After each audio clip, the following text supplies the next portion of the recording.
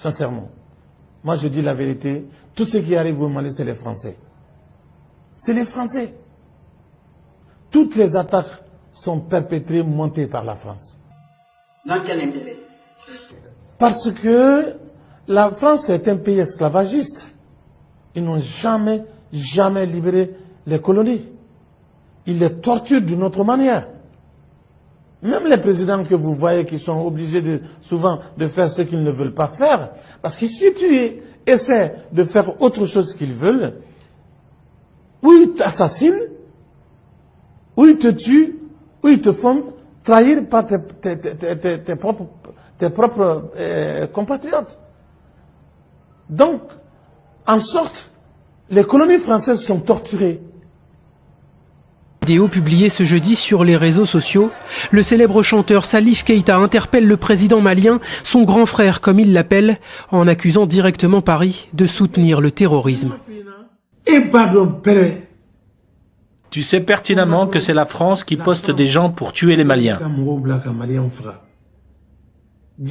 C'est la France qui paie des gens pour faire ça. Pour ensuite faire courir des rumeurs disant qu'il s'agit de djihadistes. Tu sais bien que c'est la France. Le chanteur propose même à Ibrahim Boubacar Keïta de démissionner s'il ne se sent pas capable d'assumer ses fonctions sans peur.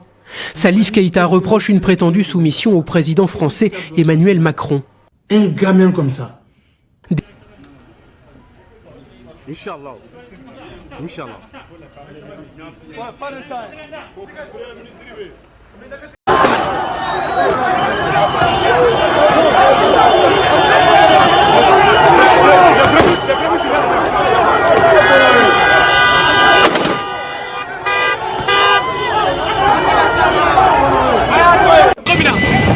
Ibeka sera aux arrêts. Ibeka sera arrêté par les militaires. Comme vous l'apercevez. Ayebala, dans ce cortège, il me semble que le président de la République, précisément ce véhicule Nissa, Ibeka sera dans ce véhicule. Subir, voir des dirigeants qui se gavent sur le dos du peuple, qui nous volent, qui nous pillent, qui nous privent de notre démocratie, qui nous privent de nos aspirations, sans que, à un moment donné, le retour de boomerang puisse s'opérer. Donc la CEDEAO, la France ont condamné, mais le peuple est en train de rigoler. Parce que je vous le dis et je le précise avec la plus grande intensité, il arrive un moment où les prétendus puissants vont se rappeler que les seuls puissants sur Terre, c'est les peuples. Vous faites bien de le dire, Camille Seba, si on en est arrivé là, c'est parce qu'à un moment donné, la CEDEAO a manqué de jouer son rôle. Elle a manqué complètement de jouer son rôle, elle a été spectatrice. Déjà, précisons une chose quand même qui est importante d'être soulignée. Si on était, et on peut de la CEDEAO extrapoler à l'Union africaine, si on était avec des institutions qui étaient dans la direction voulue par les pères fondateurs du panafricanisme en tant que tel, et les pères fondateurs même de l'OUA, on ne se retrouverait pas dans une situation où ces organismes seraient archi-dépendants des devises, ou du moins des deniers étrangers. Il y a un problème de fond. Les membres de la CEDEAO, dans leur immense majorité, sont des entités qui dépendent des intérêts non seulement français, mais occidentaux de manière générale. Et donc, il n'y a pas eu d'assistance à personne en danger, parce que le Mali, aujourd'hui, disons les choses telles qu'elles sont, c'est un laboratoire géostratégique, d'accord, des intérêts, des forces exogènes. Et avec toutes les richesses qu'il y a au Mali, on dit que le Mali est un pays pauvre. Je suis désolé de vous dire que le Mali, aujourd'hui, est l'une des nations les plus riches de la planète. Simplement, les ressources. Il faut aussi savoir une chose, c'est que parfois, nos pays regorgent de ressources, de richesses qui font fantasmer les nations dites capitalistes, occidentales, etc. etc. Pour nous... L'histoire de l'Afrique, ou l'histoire de la France-Afrique, montre quoi? Chaque fois qu'un dirigeant africain a voulu que son pays soit indépendant, que les richesses servent à la population et a voulu dire un peu zut aux multinationales, eh bien il a été assassiné. Ça c'est très clair. Vous avez eu Lumumba en 1960-61, assassiné par les États-Unis, la France et la Belgique. Lumumba qui voulait développer le Congo et être indépendant. Vous avez Thomas Sankara au Burkina Faso, vous avez tous les dirigeants du Cameroun, vous avez toute une série d'exemples comme ça. Et dans le cas du Mali, l'histoire de la France, elle est honteuse, elle est abominable, elle n'a absolument aucun droit de dire qu'elle aide le Mali. Il y a eu un premier président élu qui s'appelait Modibo Keïta. C'était un anticolonialiste, c'était quelqu'un qui voulait vraiment développer son pays. La France a organisé un coup d'État, on l'a mis en prison, il a crevé en prison. et on l'a remplacé par Moussa Traoré, un dictateur sanglant et abominable, 23 ans qu'il a fait souffrir les Maliens, et ça c'était le protégé de la France, parce qu'il était au service des intérêts français. Donc vraiment, la France, elle n'a aucun droit de se dire l'ami des Maliens, devrait juste ouvrir une grande tribune de débat sur les crimes de la colonisation française, et que dans les écoles on apprenne ça, et qu'on dise plus jamais. Donc, cacher l'histoire. Un troisième principe de la propagande de guerre, c'est nous faire passer pour ceux qui viennent au secours des victimes, et donc on va présenter nos amis dans la région comme des gens magnifiques et tout ça. On dit maintenant que la France a été appelée par le président malien. Ça, c'est un mensonge. C'est un président intérimaire qui n'avait absolument pas le pouvoir de faire ça. C'est une totale marionnette et la population a directement manifesté contre ça. Dans les marionnettes, on parle aussi de la CEDEAO, donc les États de l'Afrique occidentale, et on dit qu'eux aussi, ils appuient la France. On oublie de dire que ce sont des marionnettes installées par la France au Burkina, par exemple, après cet assassinat, ou bien en Côte d'Ivoire avec Ouattara, où la France a refusé qu'on vérifie, qu'on compte les résultats des élections, et a imposé par la violence son protégé, qui, comme par hasard, en plus était primaire, qui n'avait absolument pas le pouvoir de faire ça.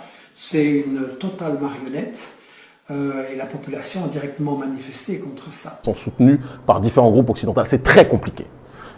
Dire soutenir dirait que c'est sciemment planifié.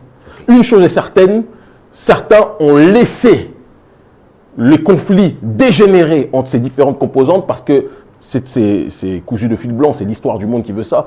Quand deux personnes assises sur un banc en or massif ou sur un territoire en or massif se battent, pendant qu'ils se battent, ou certaines personnes se battent dans une bijouterie, pendant que les deux protecteurs ou les deux vendeurs de la bijouterie se battent, eh bien une troisième personne peut venir cambrioler pendant que les autres sont en train de se battre. Donc on laisse ce conflit dégénérer pour justement pour se servir en or. N'oublions jamais que Kidal, c'est une bijouterie à ciel ouvert, c'est le cas de le dire, et qu'il y a un certain nombre de minerais qui rendent fou l'humanité dans sa globalité, pas seulement l'Occident, mais aussi d'autres composantes du monde que l'on pourrait énoncer. On dit que certains groupes avaient intérêt que les Maliens se battent, laissant le champ ouvert. Très clairement, et on peut dire certaines nations occidentales, on peut le dire très clairement, notamment la France. Et donc j'y viens.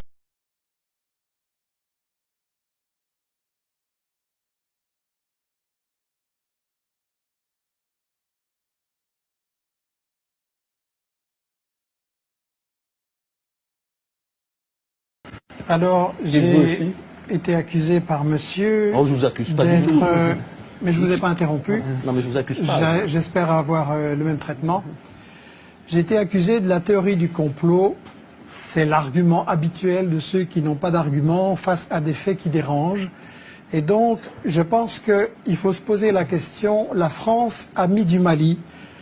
Moi, je dis que dans toute guerre, on nous cache l'histoire et on nous cache les intérêts. Et je voudrais pouvoir expliquer les deux qui me semblent vraiment fondamentaux et totalement occultés dans la version officielle des médias.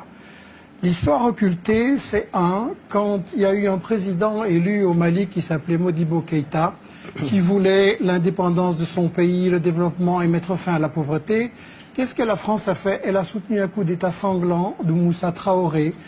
Modibo Keïta a crevé en prison et Moussa Traoré, ça a été une dictature épouvantable pendant 23 ans. Ensuite, il y a eu d'autres marionnettes à la place. Et est-ce que vous appelez ça une théorie du complot? J'aimerais que vous alliez le dire aux Maliens. Ensuite, il y a la question des intérêts, à savoir que le Mali, c'est un pays pauvre, mais comment on peut être pauvre quand on est riche? Et toute la région, le Niger, c'est un pays c'est le dernier pays sur la liste du niveau de pauvreté dans le monde, et c'est un pays très riche avec l'uranium. Et donc il faudrait expliquer ce que vous cachez soigneusement, à savoir que dans cette région, il y a de l'or. L'or a été exploité au Mali, dans les mines de Morila, par Bouygues, derrière des paravents. On a fait crever les gens qui extrayaient l'or avec du cyanure et de l'arsenic, aucune prévention, les nappes d'eau polluées, les gens crevaient comme des mouches, et donc ça c'est Bouygues, ça c'est l'or. De quelle époque parlez-vous, Michel Colomb? Tout récent, c'est encore il y a 5-6 années. La mine a été fermée récemment et on recommence le même coup de l'autre côté. Deuxièmement, l'uranium. Areva est plein de convoitises pour l'uranium du Mali. Et quand on veut voir ce qu'il va en faire, il faut voir ce qui se passe au Niger, le pays le plus pauvre, comme je le disais. Au Niger, Areva, c'est le numéro 1 de l'exportation nucléaire dans le monde.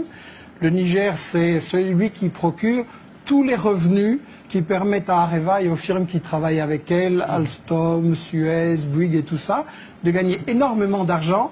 Et pendant ce temps-là, monsieur, les Nigériens, ils crèvent de faim. Et quand vous savez, l'espérance de vie, c'est 49 ans. Il y a moins de 30% de gosses qui sont à l'école.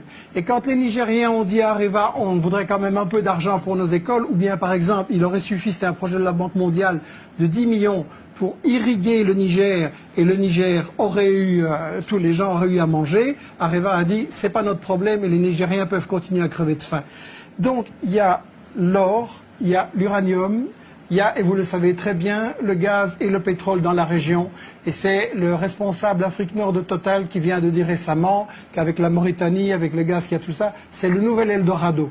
Et donc on est en train d'essayer, et on a tout à fait raison de parler de néocolonialisme, et le fait que la France y était là avant ou pas, ça n'a aucune importance.